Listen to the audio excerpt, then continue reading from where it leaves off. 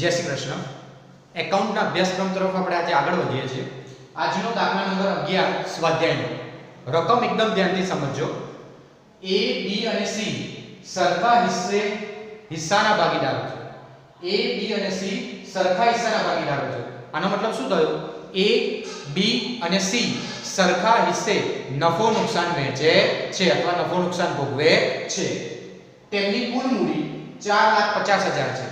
તેમની કુલ મૂડી આપેલી છે એટલે A ની મૂડી કે 4,50,000 નથી અથવા B ની મૂડી 4,50,000 નથી અથવા C ની મૂડી પણ 4,50,000 નથી। A, B અને C ત્રણેયની મૂડી થઈને કેટલી છે? 4,50,000। કારણ કે શબ્દ કયો છે? તેમની કુલ મૂડી 4,50,000 છે। સમજો અહીંયા તમને બે વસ્તુ ખબર પડે કે નફા નુકસાનનું પ્રમાણ આવ્યું 1:1:1 કારણ કે સરખા હિસ્સાના ભાગીદારો છે। તેમની કુલ મૂડી 4,50,000 છે એટલે ત્રણેયની થઈને 4,50,000। તેમની મૂડીનું પ્રમાણ 1:3:2 છે। હવે એમની કુલ મૂડી 4,50,000 છે તેથી તેમની મૂડીનું પ્રમાણ 1:3:2 છે। અહીંયા મૂડીનું પ્રમાણ આપ્યું છે। અત્યાર સુધી તમને મૂડીનું પ્રમાણ છેતરવા માટે આપતા હતા કારણ કે મૂડીના પ્રમાણની આપણને કોઈ જરૂર નહોતી, આપણને નફા નુકસાનના પ્રમાણની જરૂર હતી। પણ આ દાખલામાં તમને મૂડીનું પ્રમાણ છેતરવા માટે આપેલું નથી। અહીંયા તમને કુલ મૂડી આપેલી છે। A ની મૂડી કેટલી નથી ખબર, B ની મૂડી કેટલી નથી ખબર, C ની મૂડી કેટલી નથી ખબર, તે શોધવી પડે। તેના માટે શું જોઈએ? પ્રમાણ જોઈએ। કોનું પ્રમાણ? મૂડીનું પ્રમાણ। એટલે તમને અહીંયા મૂડીનું પ્રમાણ 1:3:2 આપેલું છે, બરાબર છે। આનો ઉપયોગ કરીને આપણે A ની મૂડી, B ની મૂડી, C ની મૂડી શોધીશું। પેઢીની મૂડી પર વાર્ષિક 9% ના દરે વ્યાજ ચૂકવે છે। પેઢી મૂડી પર વાર્ષિક કેટલા ટકાના દરે વ્યાજ ચૂકવે છે? 9% ના દરે। ભાગીદાર C ને, હવે બહુ મસ્ત ટોપિક આ, ભાગીદાર C ને મૂડીના વ્યાજ સહિત 73,500 મળે છે। સાંભળજો, ભાગીદાર C ને મૂડીના વ્યાજ સહિત 73,500 રૂપિયા મળે છે। મૂડીના વ્યાજ સહિત તો પહેલું ભાગીદારને કઈ રકમ મળે? તો C ભાગીદાર છે એટલે ભાગીદારને નફો મળે। એટલે અહીંયા તમને કયો શબ્દ આપ્યો છે? મૂડીના વ્યાજ સહિત। મૂડીના વ્યાજ સહિત એટલે મૂડીનું વ્યાજ પ્લસ નફો એમ થઈને એને કેટલા મળે છે? 73,500। આવો એક દાખલો આવી ગયો હતો, એમાં કેવું હતું? કમિશન સહિત મળે છે। તેમાં શું હોય? કમિશન વત્તા નફો, કારણ કે ભાગીદારને ફરજિયાત નફો તો મળે। આ મગજમાં પેક કરી દો, ભાગીદારને નફો તો મળવાનો જ છે। આવો એક દાખલો આગળ આપણે આવી ગયો હતો, યાદ હતો પેલું મેં તમને ઘરેથી પણ દાખલો આપેલો ગણવા માટે, માખી, મચ્છર અને માકડ વાળો, કે માખીને વ્યાજ સહિત માખીને કમિશન સહિત આટલા રૂપિયા મળે છે। તો કમિશન સહિત એટલે શું? કમિશન પ્લસ નફો। એમ અહીંયા તમને શું કીધું છે કે ભાગીદાર C ને મૂડીના વ્યાજ સહિત 73,500 મળે છે। તો મૂડીના વ્યાજ સહિત 73,500 એટલે શું? મૂડીનું વ્યાજ પ્લસ નફો। મૂડીના વ્યાજ સહિત 73,500 મળે તો મૂડીનું વ્યાજ પ્લસ નફો, બરાબર? કારણ કે ભાગીદારનો નફો તો મળે જ। આગળ વધીએ, ભાગીદાર A અને B ને મૂડીના વ્યાજ સહિત કેટલા રૂપિયા મળે છે એ શોધવાનું છે। તમને ભાગીદાર C નું કહી દીધું છે કે ભાગીદાર C ને મૂડીના વ્યાજ સહિત આટલા રૂપિયા મળ્યા છે। તો ભાગીદાર A અને B ને કેટલા મળે છે? તો અહીંયા આપણે શોધવું પડશે A ને કેટલું વ્યાજ મળશે પ્લસ એનો નફો, અને C ને B ને કેટલું વ્યાજ મળશે પ્લસ એનો નફો। પહેલા આ દાખલો સમજવા માટે તમારે આની રકમ સમજવી પડે, એટલે જ મેં તમને સ્વાધ્યાયની PDF આપી દીધી છે પહેલા। એટલે પહેલા બારીકાઈથી રકમ સમજો, બરાબર છે? આમાં 5 વસ્તુ બહુ મહત્વની છે। A અને B નું પ્રમાણ, બરાબર, પછી કુલ મૂડી, પછી ત્રીજું A નું પ્રમાણ, મૂડી પર વ્યાજ અને મૂડીના વ્યાજ સહિત કેટલી રકમ મળે છે। ટોટલ 5 વસ્તુ ખબર હોવી જોઈએ। અને હવે તમારે શોધવાનું શું છે? A અને B ને મૂડીના વ્યાજ સહિત કેટલી રકમ મળશે। એટલે આમ જોવા જઈએ તો આ પેલો કમિશન જેવો દાખલો છે કે ભાઈ એકનું કમિશન સહિત આટલી રકમ મળી તો બીજાને કેટલી મળશે એ આપણે શોધતા। એમ અહીંયા પણ આપણે એ શોધવાનું। ક્લિયર? તો દાખલાની શરૂઆત કરીએ, પહેલા રકમ લખી દેવાની। તો રકમ લખવા માટે પહેલા તમારે શું લખવું પડે? ચલો, A, B અને C એના નફા નુકસાનનું પ્રમાણ આપણે કીધું છે કયા હિસ્સામાં? સરખા હિસ્સામાં। તો 1:1:1, બરાબર। સેકન્ડ ટોપિક, મૂડીનું પ્રમાણ। ચલો, મૂડીનું પ્રમાણ આપેલું છે 1:3:2, તો અહીંયા લખી દો 1:3:2 અને કુલ મૂડી 4,50,000। દાખલામાં આપણને આપેલી છે કુલ મૂડી કેટલી? 4,50,000। તો લખી દેવાના 4,50,000। હવે આપણે પહેલા કામ શું કરવું પડશે? મૂડીના વ્યાજ સહિત કેટલી રકમ મળે છે એ શોધવાની છે। તમને કીધું જ છે દાખલામાં, જુઓ કે ભાગીદાર C ને મૂડીના વ્યાજ સહિત 73,500 મળ્યા છે। તો ભાગીદાર A અને B ને મૂડીના વ્યાજ સહિત કેટલા રૂપિયા મળે એ શોધો। તો મૂડીના વ્યાજ સહિત કેટલા રૂપિયા મળે એ શોધવાના છે। તો પહેલા મૂડી તો શોધવી પડશે ને। હા, દાખલામાં તમને A ની મૂડી, B બી ની મૂડી અને સી ની મૂડી આપી દીધી હોય તો આ જફા મારી ના રહે, તો ડાયરેક્ટ આપણે શું શોધવાનું હોય? ખાલી વ્યાજ શોધવાનું. પણ અહીંયા એ ની મૂડી, બી ની મૂડી અને સી ની મૂડી આપી નથી. કઈ મૂડી આપી છે? કુલ મૂડી. કુલ મૂડી આપી છે એટલે આપણે એ ની મૂડી, બી ની મૂડી અને સી ની મૂડી શોધવી પડશે અને પછી એનું વ્યાજ શોધવું પડશે. પણ જો કોઈ પેપર સેટર સારા હોય અને એ ની મૂડી, બી ની મૂડી, સી ની મૂડી આપી જ દે તો ફક્ત આપણે શું શોધવાનું રહે? ખાલી વ્યાજ જ શોધવાનું. પણ આ દાખલામાં નથી આપ્યું તો આપણે શોધવું પડશે. તો ચલો એ ની મૂડી, તો કુલ મૂડી કેટલી છે? 4,50,000. કુલ મૂડી 4,50,000 ગુણ્યા એ નું પ્રમાણ. ચલો એ નું આ ના લઈ લેતા, આ તો કયું પ્રમાણ છે? અહીંયા ભૂલ થવાની સંભાવના. આ તો કયું પ્રમાણ છે? નફા નુકસાનનું. આપણે નફા નુકસાનનું પ્રમાણ નથી લેવાનું. અત્યારે આપણે શું શોધવાનું છે? મૂડી શોધવાની છે. તો કયું પ્રમાણ લેવાનું? મૂડીનું પ્રમાણ લેવાનું. ભૂલથી નફા નુકસાનનું ન લઈ લેતા. ચલો 4,50,000. ચલો એની મૂડીનું પ્રમાણ કેટલું છે? 1. તો ગુણ્યા 1. હવે ભાગ્યા 3 + 2 5 ને 6. તો એની મૂડી કેટલી થઈ? 75,000. એ જ રીતે બી ની મૂડી. ચલો કુલ મૂડી કેટલી છે? 4,50,000. બી નું પ્રમાણ કેટલું છે? ગુણ્યા 3 ભાગ્યા 6 એટલે આવશે 2,25,000. અને એ જ રીતે સી ની મૂડી શોધવાની છે. ચલો કુલ મૂડી કેટલી છે? 4,50,000. સી નું પ્રમાણ 2 તો ગુણ્યા 2 અને ભાગ્યા 6 તો કેટલા થઈ ગયા? 1,50,000. બોલો ખબર પડી આટલી? પહેલું કામ આપણે શું કર્યું? મૂડી શોધી. કેમ મૂડી શોધી? તમને કુલ મૂડી આપી છે તો કુલ મૂડીનું કોઈ મહત્વ નથી. હા, કુલ મૂડીનું મહત્વ, કુલ મૂડી છે આપણે એ, બી અને સી ની મૂડી શોધવી પડશે. એટલે કુલ મૂડીનું કોઈ મહત્વ રહેશે નહીં. આપણે એમાંથી એ, બી, સી ની શોધવાની છે. તો એ, બી અને સી ની મૂડી શોધી. કયું પ્રમાણ લેવાનું? મૂડી શોધવાની છે તો મૂડીનું પ્રમાણ લેવાનું. પ્રમાણ શોધતા તો આવડે. ચલો મૂડી પડી ગઈ. ક્લિયર? આગળ વધીએ. સ્ટેપ 2. આ રીતે એ, બી અને સી લખી દેવાનું. ચલો એમની મૂડી કેટલી થઈ? તો એ ની મૂડી કેટલી થઈ? 75,000. લખો 75,000. બી ની 2,25 તો લખો 2,25 અને સી ની 1,50 તો 1,50 લખી દીધું.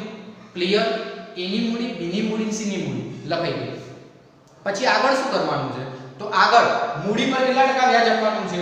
તો 9% કીધું છે. મૂડી પર 9% વ્યાજ આપવાનું છે. તો 7,50,000 કેલ્સી લેવાનું.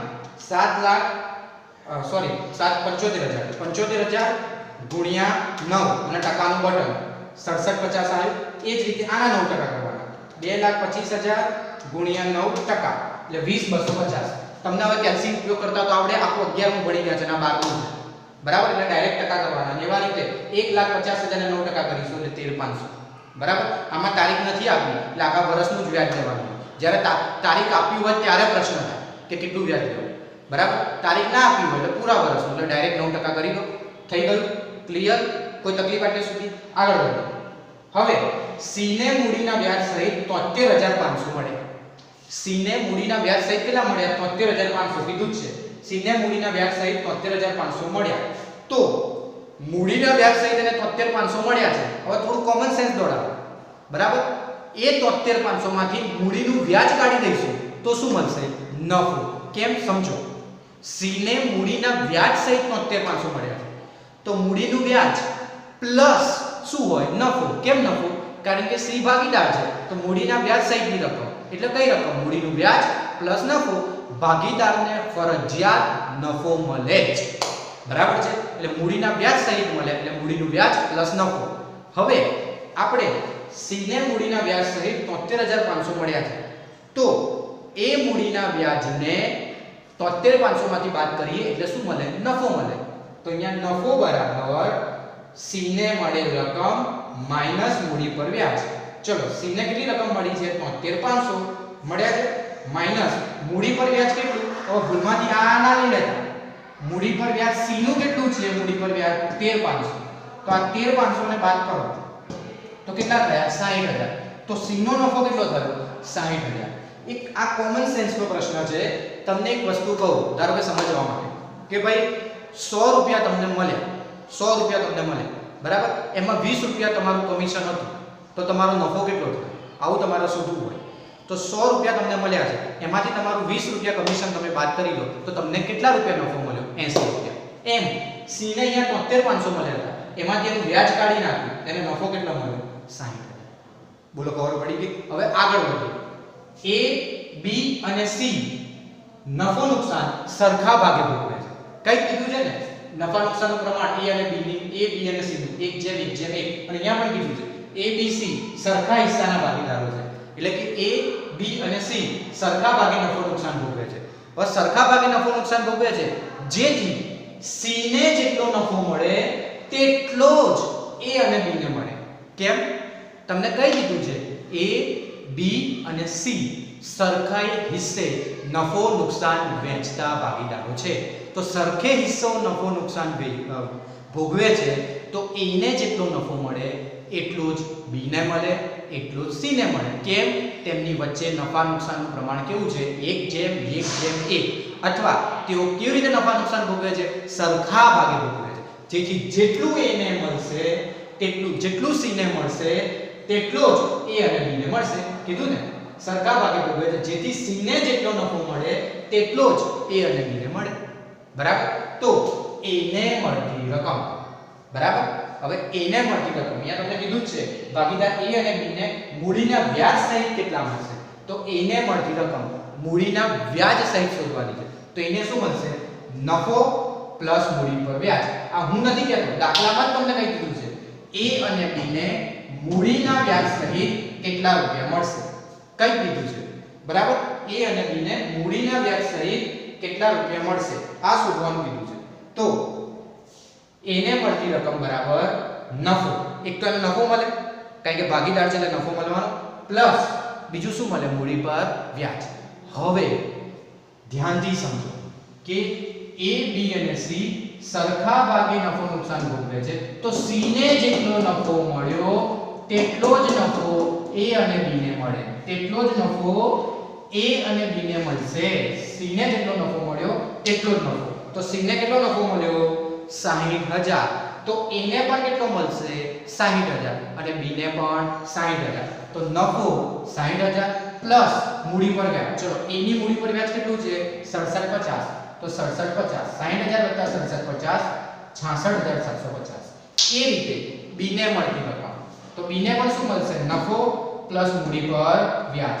તો A ને C ને 60,000 નફો મળ્યો તો A B અને C સરખા ભાગે નફા નુકસાન ભોગવે છે તો A ને પણ 60,000 મળે તો B ને પણ કેટલો મળે?